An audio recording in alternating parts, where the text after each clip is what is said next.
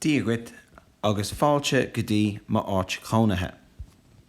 Now, níl sé seo nua, rinnemer má áit Chónaithe agus rinnemer má cheach agus má ceantar agus áisina agus cuairimí. Okay, so níl sé seo nua. It's not new. This is a bit of a dull sheer revision. Cearcadóir.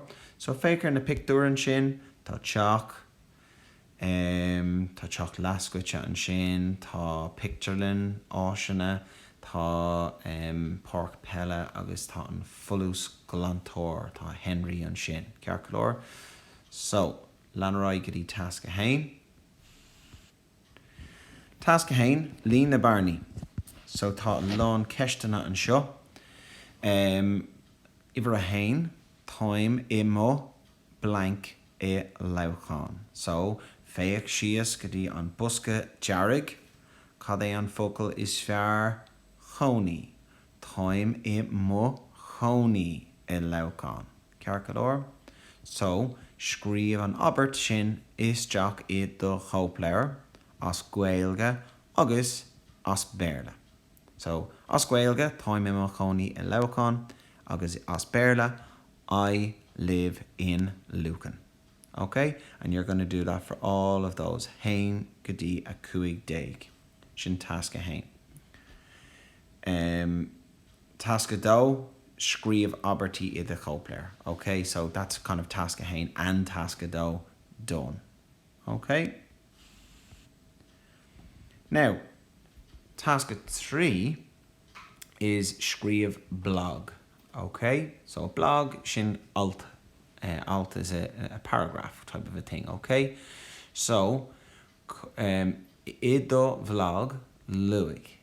In your blog, mention Cóhfuil tú de chónaí. So anam the counter. Mar hampla, time mo chónaí e lauchan. No, time mo chónaí e glúndalchan. E plus uru. An cundé ina bhfuil sé sitse. Tá glúndalchan sitse e malia átha clia, mar hampla.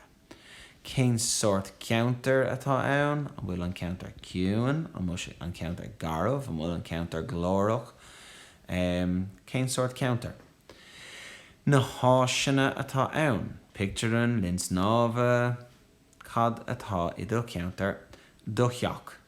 Listig na seomraí, an seomra is fear leat, etc. Gordín, rudí mar sin, okay? Agus cuairimí tí. Okay, so there's loads and loads you can write for that. Loads. And if you're a little bit má tá tú I bunk, féach siar an seo. Okay? Féach siar an seo. Time mo chónaí a lauchan, iver hain, iver a dó, iver trí. There's loads of stuff that you can borrow and use in your blog.